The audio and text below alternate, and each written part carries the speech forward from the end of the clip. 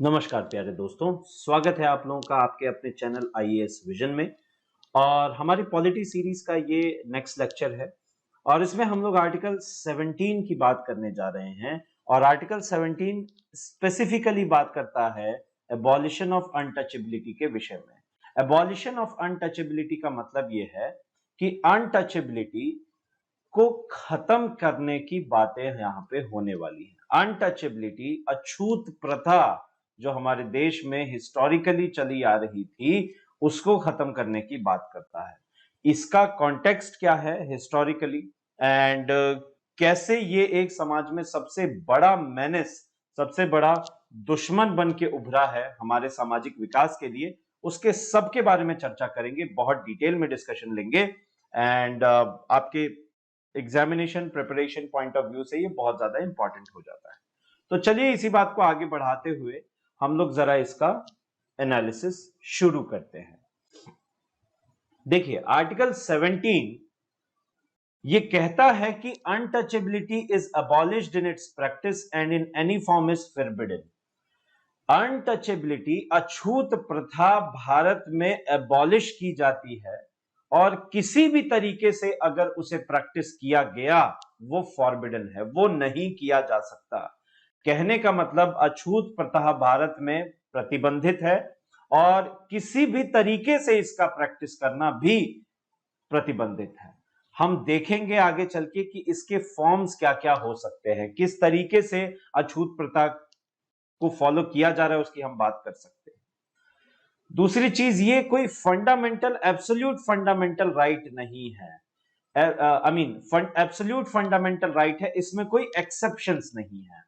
Exceptions का मतलब क्या हुआ? जैसे आर्टिकल 14 की बात करें हम लोग, आर्टिकल 14 कहता था इक्वालिटी बिफोर लॉ, है ना, equality before law, equal protection of law. लेकिन वहीं पे गवर्नर्स हो गए, प्रेसिडेंट्स हो गए, या फिर डिप्लोमेट्स हो गए, या फिर यूएन वर्कर्स हो गए, इन सबों को प्रोटेक्शन मिलती थी। ये सभी के सभी एक्सेप्शंस होते थे। लेकिन आर्टिकल 17 जो है वो प्योरली प्योरली पूर्णतया पूर्ण रूप से एक एब्सोल्यूट आर्टिकल है, एब्सोल्यूट फंडामेंटल राइट है। इसमें कोई भी एक्सेप्शंस नहीं थे, नहीं है, ना होंगे। ये कहता है कि enforcement of any disability arising out of untouchability shall be an offence punishable with law. आप किसी व्यक्ति को कह रहे हैं कि ये अछूत है, उसके चलते आपने उसकी टेंपल में एंट्री को डिनाई कर दिया। अगर ऐसा आपने किया कि आपने उसके मंदिर जाने पे रोक लगा दी, तो ये एक डिसेबिलिटी है और इस डिसेबिलिटी के चलते आपको अब पनिशमेंट फेस करना होगा।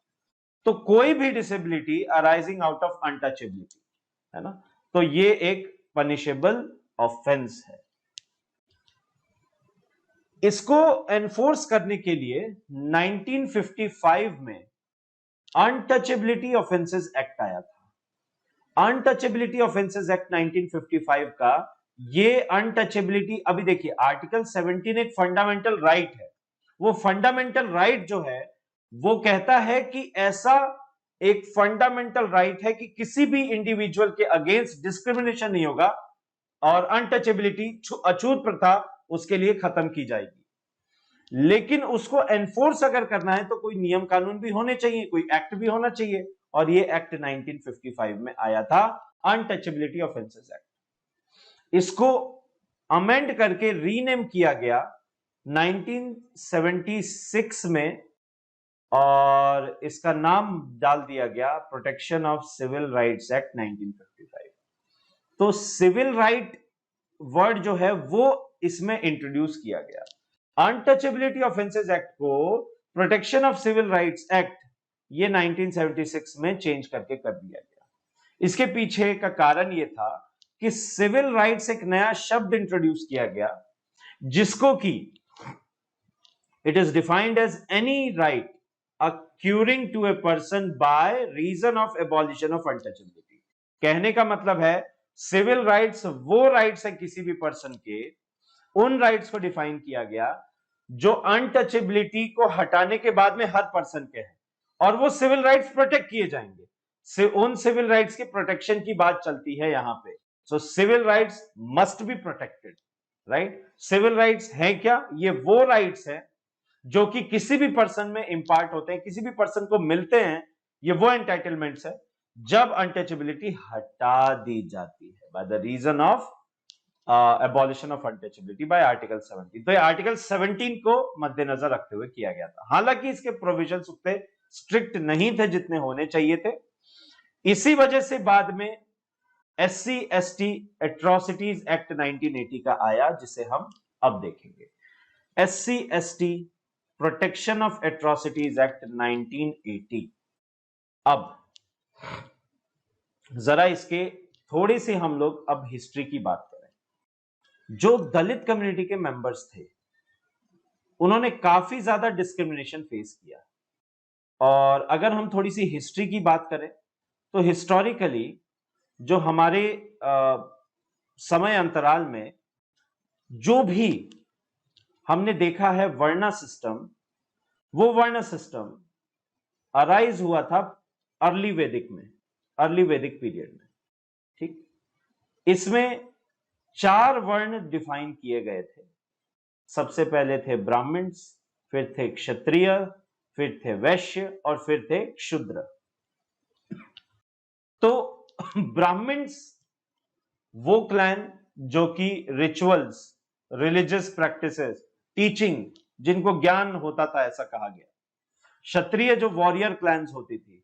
वैश्य वो कम्युनिटी थी जो कि बिजनेस करते थे, बिजनेसमैन थे। और शूद्र वो थे जो कि बाकी के काम जिनको दिए गए। ये वर्ण सिस्टम कर्म के आधार पे था। बाद में ये डेरोगेट होता चला गया, डिप्रिशिएट होता चला गया, एंड ह्यूमन ग्रीड कह लीजिए, ह्यूमन लालसा कह लीजिए कि अगर कोई ब्राह्मण के घर में बच्चा पैदा हुआ और वो इस काबिल नहीं है कि वो ब्राह्मण का काम कर सके, तो इस कर्म के आधार पे जो चलने वाली सोसाइटी थी वो डिग्रेड हो गई। और डिग्रेड होने के बाद में लेटर वैदिक पीरियड में ये फिर चतुर्वर्ण सिस्टम, ये अब बर्थ बेसिस हो गया। ये पहले वर्क बेसिस था, अब बर्थ बेसिस हुआ। और जिसके बाद जो जिस घर में, जिस कुल में, जिस फैमिली में जन्म लेता, वो अपने फैमिली प्रोफेशन को ही आगे बढ़ाता, ऐसा मान लिया गया। और ये एक सोशल प्रथा चल रही। और शूद्र कम्युनिटी या फिर हम बोले दलित्स के दमन के लिए बहुत सारे जो दलित कम्युनिटीज थी उनके दमन के लिए बहुत ही सारे लॉज और उस समय के जो सोसाइटी में चलन था वो बड़े अजीब से चलन थे और बहुत ही भद्दे और बहुत ही दमनकारी चलन थे, बहुत ही ज्यादा एक्सप्लॉइटेटिव थे इन नेचर। जैसे अगर कोई दलित कम्युनिटी का व्यक्ति रोड से जा रहा है और दूसरी तरफ से मान लीजिए कोई अपर कास्ट का, या हम यूं बोले कि उस समय जो कहा जाता था स्वर्ण जाति का, सवर्ण जाति का, जो कि इन 3 में से कोई एक होते थे, ब्राह्मण, क्षत्रिय या वैश्य, तो उसका व्यक्ति जाएगा तो उसको बगल में कीचड़ में कूदना पड़ेगा।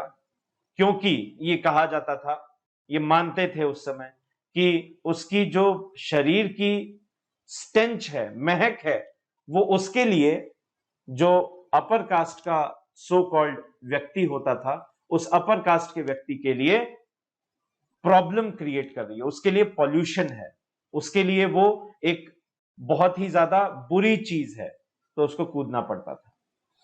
उसकी परछाई भी, एक दलित की परछाई भी अपर कास्ट के व्यक्ति पे नहीं पड़नी चाहिए। मंदिर बना सकते थे लेकिन मंदिर में इनकी एंट्री बंद कर दी जाती थी। तो ये बहुत ही ज्यादा एक्सप्लॉइटेटिव नेचर थे। और इसका कारण 2 था, इसके 2 ही कारण थे। 2 कारण, क्योंकि दिमाग में एक प्योरिटी का कॉन्सेप्ट आता था, दूसरा आता क्या था, बच्चों के दिमाग में भर दिया जाता था। आज भी जो हम अपने बच्चों को सिखाएंगे, जो एजुकेशन देंगे, वही वो आगे लेके चलेंगे। खैर, प्योरिटी और पॉल्यूशन, यही 2 बाइनरी, यही 2 चीजें उस समय के लोगों के दिमाग में थी कि अपर कास्ट प्योर हैं, और जो दलित्स हैं, दलित कम्युनिटी के मेंबर्स हैं, वो अनफॉर्चुनेटली उन्हें पॉल्यूशन या पॉल्यूटिंग करार दे दिया गया था, जो कि हरगिज भी सही नहीं था। मैं बार बार इसको कहता हूं। खैर, प्रिवेंशन ऑफ एट्रोसिटीज एक्ट 1980। अच्छा, एक चीज और, थोड़ा सा आप ये देखें तो बेसिकली महात्मा गांधी और भीमराव बाबा साहेब अंबेडकर, इनकी भी विचारधारा में यही एक क्लैश था, एक अंतर था। गांधी जी वर्ण सिस्टम को फॉलो करने वाले थे, वो मानते थे वर्ण सिस्टम। वो कहते थे हालांकि कि कोई भी वर्क छोटा या बड़ा नहीं होता, कोई भी काम छोटा या बड़ा नहीं होता, लेकिन काम किया जाना चाहिए, है ना। एक क्लास होनी चाहिए जो कि इस पर्टिकुलर काम को करे। लेकिन वहीं पे भीमराव अंबेडकर, बाबा साहब अंबेडकर साहब, ये इस दलित के प्रति जो एट्रोसिटीज थी, जो बहुत बुरे दमनकारी प्रैक्टिसेस थी, उसको बहुत करीब से उन्होंने झेला है। तो विचारों में मतभेद ये शुरू से रहे। खैर, ये लॉ आया 1980 में, और बहुत बार इसे मल्टीपल टाइम्स इसे अमेंड किया गया। 2005, 2015 और रिसेंटली 2018 में। 18 में तो 2 बार हुआ ये बहुत ज्यादा स्ट्रिक्ट लॉ था, और बहुत ही ज्यादा नकेल कसने की कोशिश की गई जो भी अनटचेबिलिटी को बढ़ावा देते थे, प्रैक्टिस करते थे, उनके लिए। और अनटचेबिलिटी किसी भी फॉर्म में हो। अब हम लोग फॉर्म की बात करते हैं।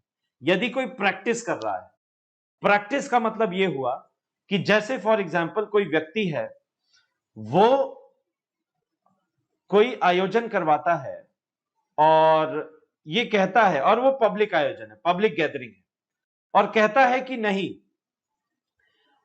कुछ लोग जो दलित मेंबर्स हैं वो नहीं आएंगे, उनके लिए एंट्री नहीं है, तो ये अनटचेबिलिटी के अंदर आएगा, ये अनटचेबिलिटी प्रैक्टिस के अंदर आएगा, और उनको मना कर दिया जाएगा। अच्छा, उससे पहले एक चीज ये भी समझनी जरूरी है कि ये जो अनटचेबिलिटी है, इसको डिफाइन कैसे किया जाए। ये जो अछूत प्रथा है, इसको डिफाइन कैसे किया जाए। क्या संविधान में इसकी कोई डेफिनेशन है, संविधान में इसकी कोई परिभाषा है? तो इसका आंसर है नहीं, संविधान में इसकी कोई परिभाषा नहीं है। हमारे भारतीय संविधान ने इसको बिल्कुल भी परिभाषित नहीं किया है, अनटचेबिलिटी को डिफाइन नहीं किया गया। लेकिन अगर आप देखें तो अनटचेबिलिटी को यहां कोर्ट्स में रखा गया है, और कोर्ट्स में रखने का मतलब यह हुआ कि ये जो अनटचेबिलिटी है, ये हिस्टोरिकल एस्पेक्ट्स में बात हो रही है। हिस्टोरिकल एस्पेक्ट्स जो पुराने समय से चली आ रही थी, दलितों के प्रति अछूत प्रथा, उसकी बात हो रही है। अब जैसे अभी रिसेंटली की बात करें, जैसे कोविड-19 है। अब कोई व्यक्ति जाता है और उसको कहीं पे उसकी एंट्री डिनाई कर दी जाती है, वो सुप्रीम कोर्ट पहुंच के कहता है कि साहब देखिए, मेरे प्रति जो है डिस्क्रिमिनेशन हो रहा है, अनटचेबिलिटी प्रैक्टिस की जा रही है, मेरे फंडामेंटल राइट को खत्म किया जा रहा है, तो कृपया महोदय आप ऐसा कीजिए कि आप मेरे इस फंडामेंटल राइट, जो कि एब्सोल्यूट फंडामेंटल राइट है, इसकी प्रिवेंशन कीजिए। तो सुप्रीम कोर्ट बुला के उस इंडिविजुअल से पूछेंगे कि क्या ऐसा हुआ है। वो इंडिविजुअल बोलेंगे जी हाँ, बिल्कुल ऐसा हुआ है, लेकिन नॉट बिकॉज ये दलित कम्युनिटी से है, बट बिकॉज ये कोविड-19 से पीड़ित है, और इनकी उस जगह एंट्री बाकी लोगों के लिए, ग्रेटर पब्लिक गुड के लिए सही नहीं है, ग्रेटर पब्लिक डोमेन में ये सही नहीं है, और बाकियों के लिए प्रॉब्लम हो सकता है, बाकियों के लिए ये इन्फेक्शन क्रिएट कर सकता है। इसीलिए हम लोग इनकी एंट्री डिनाई कर रहे हैं। तो मेडिकल ग्राउंड्स पे ठीक है, लेकिन कास्ट ग्राउंड पे जो हिस्टोरिकली दलित प्रथा है, वो नहीं, उसको नहीं, उसको कंप्लीटली एबॉलिश किया गया है हमारे संविधान के द्वारा। तो अनटचेबिलिटी का मतलब यह है, अनटचेबिलिटी का मतलब यह नहीं कि बिल्कुल, अब देखिए कोई लेप्रोटिक पेशेंट है, मतलब मान लीजिए किसी को कोढ़ी का पेशेंट है, कोढ़ रोग हो गया है, कुष्ठ रोग हो गया है। अब उस व्यक्ति के लिए आइसोलेशन जरूरी है ताकि वो बाकियों को ट्रबल ना करे। और इसलिए उसके साथ अनटचेबिलिटी प्रैक्टिस की जा रही है। और ये अनटचेबिलिटी सोशल अनटचेबिलिटी से अलग है। जो सोशल अनटचेबिलिटी, जो सोशल अछूत प्रथा है, सामाजिक अछूत प्रथा थी दलितों के प्रति, उसके लिए ये नियम और ये कानून है। तो इसको हमेशा ध्यान रखिएगा, कोर्ट्स में रखने का यही मतलब है। तो एनीवन प्रैक्टिसिंग, प्रैक्टिसिंग का मतलब समझे, प्रीचिंग, जो समझा रहा है, उपदेश दे रहा है कि हाँ अनटचेबिलिटी होना चाहिए, हमारे ये वर्ण सिस्टम जो है ये हमारे स्क्रिप्चर्स में है, हमें इसको फॉलो करना है, ये भी गलत है। आप प्रीच भी नहीं कर सकते। एंड आपके स्क्रिप्चर्स में, मैं ये बता दूं श्रीमान, आपके स्क्रिप्चर्स में वर्ण सिस्टम कर्म बेसिस पे है, जन्म बेसिस पे नहीं है, इसे हमेशा ध्यान रखना। तो प्रीच जो कर रहा है वो भी गलत प्रीच कर रहा है। और खैर सबसे बड़ी जो हमारे लिए रिलीजियस किताब होनी चाहिए वो भारत का संविधान होना चाहिए, द कॉन्स्टिट्यूशन ऑफ इंडिया होना चाहिए। और वो अगर कहता है कि article 17 abolishes untouchability, means abolition of untouchability should and must happen at no matter what, any cost, ये होना चाहिए। तो आप प्रीच भी नहीं कर सकते। अगर कोई जस्टिफाई कर रहा है, इफ somebody is justifying कि untouchability is good, untouchability should be, जैसे मान लीजिए किसी भी व्यक्ति को मना कर दिया गया एक एंट्री में, क्यों? क्योंकि वो टेंपल में एंट्री के लिए, क्योंकि वो एक दलित है। और कुछ लोग आके जस्टिफाई कर रहे हैं कि ऐसा हम लोगों ने किया और ये सही है, वो लोग भी गलत है। तो प्रीचिंग, जस्टिफाइंग, प्रैक्टिसिंग, ये तीनों के तीनों प्रैक्टिसेस आती हैं अनटचेबिलिटी के अंडर। और तो और यदि कोई एससी एसटी कम्युनिटी के मेंबर्स को इंसल्ट करता है, इंसल्ट करने का मतलब यह हुआ कि उनका नेम कॉलिंग, किसी एक पर्टिकुलर कास्ट को लेके उनकी नेम कॉलिंग करना, उनको भला बुरा कहना और उसी नाम से उनको डेरोगेट करना, उनकी डिग्निटी को हार्म पहुंचाना, ये इंसल्ट करना है। राइट? जैसे गांव में कई बार होता था, अभी बहुत पहले, अब तो लोग बाग बहुत जागरूक हो रहे हैं, बहुत समझदार हो रहे हैं। दलित कम्युनिटी का कोई मेंबर आया तो वो लोग बराबर में नहीं बिठाते थे, तो ये एक इंसल्ट है। एंड ये इंसल्ट भी एक बुरी प्रैक्टिस है, it must be abolished. So the people who are doing this shall be booked under this act and the court shall presume unless the contrary is proved। कहने का मतलब यह हुआ कि जो बर्डन ऑफ प्रूफ है वो बर्डन ऑफ प्रूफ आप पे है। फॉर एग्जाम्पल मैं एक आपको उदाहरण देता हूं। जैसे मान लीजिए कि आप और मैं एक दलित हूं और आपकी और मेरी लड़ाई हो गई, हम लोग मुक्केबाजी हुई, खूब हमने एक दूसरे के साथ एक्सचेंज ऑफ ब्लोज किए और अब मामला पुलिस केस तक पहुंचा। अब जब मामला पुलिस केस तक पहुंचा तो मुझे असॉल्ट के केस में बुक किया गया, I was booked under assault, and आपको SC ST prevention of atrocities act के अंडर बुक किया गया। तब तक आप पे ये धारा लगी रहेगी, तब तक आप इसके अंडर बुक्ड रहेंगे, जब तक आप ये प्रूव ना कर दे, आप ये प्रूव ना कर दे कि ये जो एक्ट है ये अनटचेबिलिटी के ग्राउंड्स पे नहीं, ये किसी और ग्राउंड्स पे हुआ था। ये जो लड़ाई हुई थी ये इसलिए नहीं हुई थी कि आप मुझे इसलिए नहीं मार रहे थे कि मैं दलित हूं, आप मुझे इसलिए मारे, या मैंने तो चलो ठीक है डिफेंस में किया, आपने मुझे इसलिए नहीं मारा, आपने मुझे कि मैं दलित हूं, आपने मुझे इसलिए मारा क्योंकि मैंने फॉर एग्जांपल मान लीजिए आपके जमीन पे कब्जा किया हुआ है, या फिर यूं कहें कि आपने मैंने आपसे कुछ पैसे ले रखे हैं, मैंने आपकी जमीन पे कब्जा किया हुआ है। So this should be proved by the one जिस पे ये धारा लगी है। तो बर्डन ऑफ प्रूफ अब आप पे है, आपको प्रूव करना है, अदरवाइज कोर्ट यही मानेगा कि ये जो एक्ट है ये अनटचेबिलिटी ग्राउंड्स पे हुआ है। ये बहुत इंपॉर्टेंट है। अब आप सोचेंगे सर ये तो बहुत ही ज्यादा स्ट्रिक्ट एक्ट है। जी हां, इसकी जरूरत भी थी, क्योंकि जो 3-4 हजार साल पुरानी जो प्रथा चली आ रही थी उसको तोड़ने के लिए बहुत ही ज्यादा स्ट्रिक्ट रूल्स की जरूरत है, क्योंकि लोगों का, आने वाली जनरेशंस का माइंड क्लियर करना है।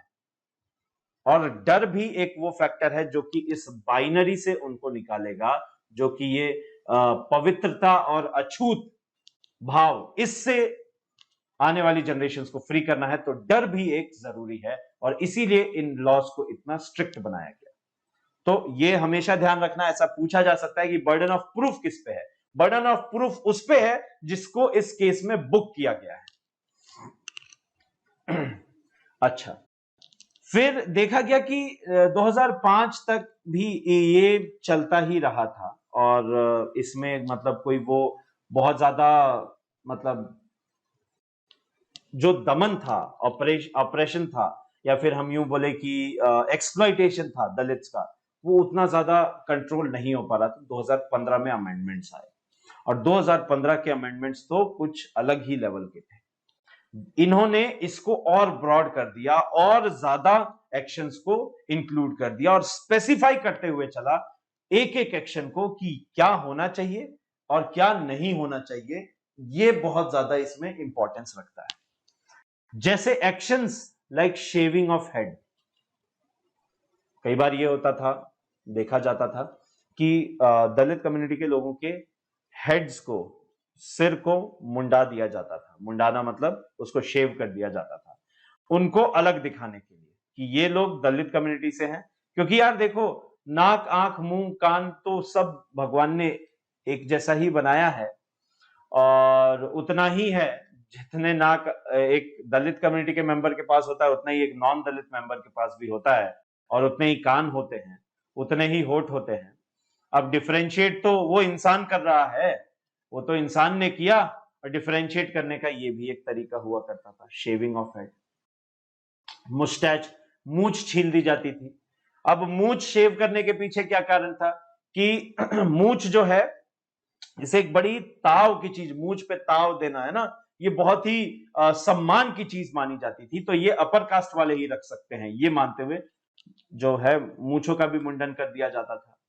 और जैसे और भी अदर एक्ट्स हुए जो कि डेरोगेटरी हैं SC STs के डिग्निटी के लिए, वो सारे के सारे एट्रोसिटीज में काउंट होंगे। एंड जो बुक होगा व्यक्ति वो 1980 वाले SC ST prevention of atrocities act में आएगा। ठीक है, जो भी डेरोगेटरी है, डिग्निटी को हार्म पहुंचाता है, उसके लिए। अब आइए वो भी देख लेते हैं।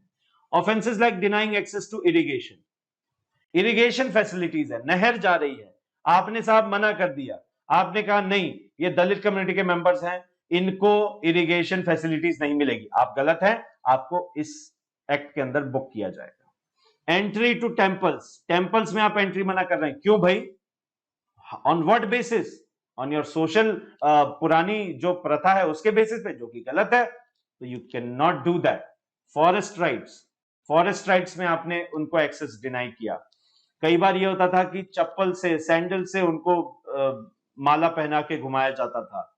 Compelling them to dispose of और कैरी डेड ह्यूमन और एनिमल कैरकसेस, कहने का मतलब कोई इंसान की मृत्यु हुई, उस इंसान की मृत्यु हुई और वो उसका टेक केयर नहीं किया गया, जो बॉडी है वो डिकम्पोज होने लगेगी, उस डिकम्पोज्ड बॉडी को लेके जाने का काम दलित्स को कहा जाता। और एनिमल, कोई किसी जानवर की मृत्यु हुई और उस एनिमल के कैरकस को भी लेके जाने का काम इनको दिया जाता। टू डिग ग्रेव्स, है ना, ग्रेव्स जो कब्र है वो खोदना, ये भी नहीं। मैनुअल स्कैवेंजिंग के लिए आप परमिट कर रहे हैं, आप बंधुआ मजदूरी करवा रहे हैं, वो भी गलत है, राइट। या फिर आप SC ST कम्युनिटी की किसी वुमेन को देवदासी करार दे रहे हैं। देखिए, देवदासी प्रथा को थोड़ा सा समझ लीजिए। ये जो देवदासी प्रथा थी, सेंट्रल एंड साउथ इंडिया में बहुत ज्यादा था, नॉर्थ इंडिया में भी था, लेकिन इस प्रचलन में था क्या कि जो SC एंड ST कम्युनिटी की गर्ल्स होती थी, उनको अर्ली चाइल्डहुड एज में 9 से 13 साल के बीच में किसी को आइडेंटिफाई किया जाता था, कहा जाता था कि she should be married to a deity, किसी एक भगवान के साथ शादी करवा दी जाएगी और मैरिज होने के बाद में पूरा जीवन उस मंदिर में उसको डेडिकेट करना होता था, उस वुमेन को, उस गर्ल को। और ये जो है ये अपने आप में बहुत ऑपरेसिव है, आप सोच के देखिए। अच्छा, इसमें बहुत सारे केसेस, मतलब आप यूं मान लीजिए मेजॉरिटी ऑफ द केसेस में फिर इनका सेक्सुअल अब्यूज भी होता था, सेक्सुअल हैरेसमेंट भी होता था by many of the temple workers, other temple workers. तो सेक्सुअल हैरेसमेंट होता था देवदासी प्रथा में। तो ये एक बहुत ही बैड प्रैक्टिस थी जिसको एक्सप्लिसिटली मेंशन किया 2015 के अमेंडमेंट्स में। तो ये देवदासी प्रथा भी खत्म करना जरूरी है। एब्यूजिंग इन कास्ट नेम, जैसा कि मैंने बताया, किसी एक पर्टिकुलर कास्ट, फलाना कास्ट को लेके आप उसको किसी भी व्यक्ति को बोल रहे हैं तू डैश डैश है, ए तू डैश डैश है, so that also is a bad thing, that also is an action और promotion of untouchability, you should not do that. और आपको फिर बुक कर लिया जाएगा अगर आप ऐसा करते हुए पाए गए। आपको ये भी बता दूं कि इस एट्रोसिटीज एक्ट में, SC and ST atrocities act में जो मैक्सिमम पनिशमेंट है, वो मैक्सिमम पनिशमेंट क्या होनी चाहिए? सोचिए, लाइफ इंप्रिजनमेंट? जी हां, बिल्कुल आप गलत हैं, ये है आपका डेथ। जी हां, मैक्सिमम पनिशमेंट डेथ है इसमें। तो सोचिए इसकी ग्रेविटी कितनी है, इसकी गंभीरता कितनी है इस एक्ट की। और आप ये समझिए कि अगर गवर्नमेंट को इस लेवल का स्ट्रिक्ट एक्ट बनाना पड़ा है तो उसके पीछे का कारण क्या होगा और कितनी ज्यादा ये ऑपरेसिव नेचर रहा होगा इस अनटचेबिलिटी प्रैक्टिस का, जो हमारे पूर्वज प्रैक्टिस करते आए थे। अच्छा, कुछ और अमेंडमेंट्स थे, जैसे हाँ, कई बार ये भी होता था कि इकोनॉमिक या सोशल बॉयकॉट कर दिया जाता था SC ST community, women SC ST communities के साथ में, या फिर जो वुमेन होती थी उनको कई बार अनड्रेस करके और उनके क्लोथ्स को रिमूव करके पूरे गांव में, पूरे जगह पे घुमाया जाता था। ये बहुत ही बहुत बहुत बहुत ज्यादा डेरोगेटरी प्रैक्टिस थी। और कई बार ये डायन शब्द का इस्तेमाल होता था, विच क्राफ्ट में उनको के झूठे इल्जाम लगा के कई बार ये होता था। तो ये सारी प्रैक्टिसेस अनटचेबिलिटी के अंदर आएंगी एंड इसीलिए आपको बुक किया जाएगा। अब आप सोचिए, अगर ऐसा प्रैक्टिस हो रहा है तो कितना डेरोगेटरी है, और मैक्सिमम पनिशमेंट ऑफ डेथ, क्या ये जस्टिफाइड है या नहीं? है ना, बिल्कुल जस्टिफाइड है। रिमूविंग हर गारमेंट्स और forcing a member of SC और ST उनका घर, विलेज या प्लेस ऑफ रेसिडेंस छोड़ने के लिए। ये भी बहुत बार देखा गया है, किसी की जमीन हड़प ली और पूरे गांव ने मिलके कह दिया कि ये फैमिली बॉयकॉटेड है, अब इसको गांव में दिखना नहीं है। तो ये चीजें बहुत ही ज्यादा डेरोगेटरी प्रैक्टिसेस में आती हैं एंड इनको नहीं प्रैक्टिस करना है, right. Act or gestures of sexual nature against the members of SC ST कम्युनिटी। If a person is Dalit, आप उसका सेक्सुअल एडवांटेज लेना चाह रहे हैं, that is also a bad practice, it should not be done. Even anticipatory bail भी grant नहीं होगी इसमें, आपको नॉन बेलेबल है ये, एंटीसिपेटरी बेल भी नहीं मिलेगी। और 1980s वाला जो ये एक्ट है जिसको 2015 में अमेंड किया गया, उसमें ये इंक्लूड किया गया कि अब तो बेल भी नहीं है साहब, अगर आप इसमें बुक होते हैं तो। अच्छा, अब उसके बाद में हुआ ये कि जो 2015 के अमेंडमेंट्स हुए, 2015 से फास्ट फॉरवर्ड मार्च 2018, तो मार्च 2018 में एक पिटीशन फाइल होती है सुप्रीम कोर्ट में, और यह कहा जाता है कि ये जो SCs STs atrocities prevention act है साहब, इसमें कुछ ऐसे प्रावधान हैं जिससे कि बहुत ही ज्यादा फॉल्स केसेस बन रहे हैं, और ये पर्सनल ग्रजेस को जस्टिफाई, पर्सनल ग्रजेस की वजह से कई लोग इसमें बुक हो जा रहे हैं, है ना, इसका मिसयूज बहुत हो रहा है, ये पिटीशन में कहा गया। सुप्रीम कोर्ट ने पूछा पिटिशनर से कि कैसे साहब आप कैसे कह सकते हैं, तो पिटिशनर ने कहा कि आप कन्विक्शन रेट देखो, 4 से 5% ही ऐसा होता है कि कोई व्यक्ति दोषी पाया जाता है। लेकिन 5-10 साल बाद आप ये सोचिए कि आप किसी केस से उसको बरी कर दे रहे हैं किसी व्यक्ति को, तो कन्विक्शन रेट बहुत कम है। इसीलिए ये मिसयूज ज्यादा हो रहा है। सुप्रीम कोर्ट ने कहा बिल्कुल सही है। आप देखिए, हम ऐसी कंट्री में हैं जहां पे अब more than 3 crore cases pending है, right? More than 3 crore cases pending है। अगर more than 3 crore cases pending है, उसके लिए अगर हम देखें तो कोई भी केस डिले तो बहुत होगा। और ये मान लीजिए 5 साल 10 साल में जजमेंट आ रही है ना? 5 से 10 साल में जजमेंट आ रही है, और इवन अब तो एंटीसिपेटरी बेल भी नहीं है, नॉन बेलेबल है। तो इसका मतलब क्या हुआ? अगर 5 से 10 साल कोई व्यक्ति इस तरीके से सफर करता है, तो ये जो प्रोसेस है, ये पूरा का पूरा प्रोसेस उसके लिए बहुत ही ज्यादा डॉन्टिंग हो जाएगा, बहुत ही ज्यादा उसके लिए ट्रबलसम हो जाएगा, है ना? अगर उसको गलत तरीके से बुक किया गया है। जैसे पिछला एग्जांपल देखें, मैं दलित हूं, हमारी लड़ाई हुई, मुक्केबाजी हुई, मुझे बुक कर लिया गया, आपको बुक कर लिया गया, किसमें? SC/ST एट्रोसिटीज प्रिवेंशन एक्ट में।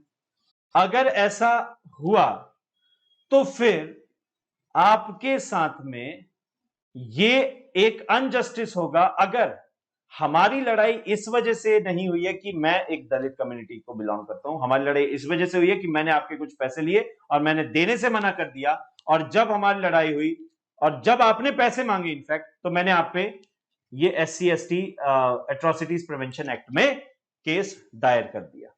तो आपके लिए बहुत ज्यादा, क्योंकि प्रूफ आपको करना है, बर्डन ऑफ प्रूफ आप पे है, केस करने वाले पे नहीं। तो ये एक बहुत ही ज्यादा ट्रबलसम चीज थी, और ये देखा भी गया इन 3 सालों में। कन्विक्शन रेट बहुत ही कम रहा इन केसेस के चलते। 3 साल क्या, पहले से भी कन्विक्शन रेट बहुत ही कम इसमें देखा गया। सुप्रीम कोर्ट ने कहा बिल्कुल सही बात है, ये बिल्कुल सही बात है। सुप्रीम कोर्ट ने कहा कि ये अमेंडमेंट्स को स्ट्रक डाउन नहीं करते, हम लोग एक काम करते हैं कि मिसयूज को रोकने के लिए, to prevent misuse, Supreme Court ने इसमें 2 प्रावधान ऐड किए।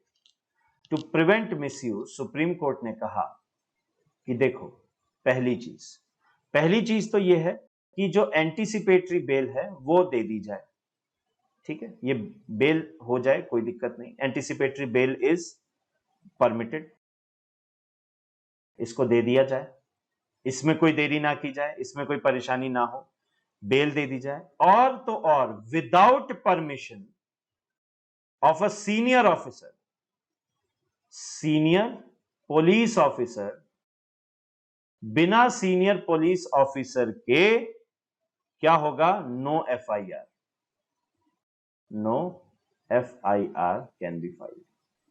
बिना, मान लीजिए कि फॉर एग्जाम्पल मैं दलित कम्युनिटी को बिलोंग करता हूं, मैं जाता हूं पुलिस थाने और मैं कहता हूं कि मुझे एक केस दायर करवाना है, लेकिन तो ये केस दायर करवाना है, अब सीनियर पुलिस ऑफिसर को ये देखना पड़ेगा कि ये वाला जो केस है, क्या ये atrocities act, SC/ST atrocities act के अंडर में आता है।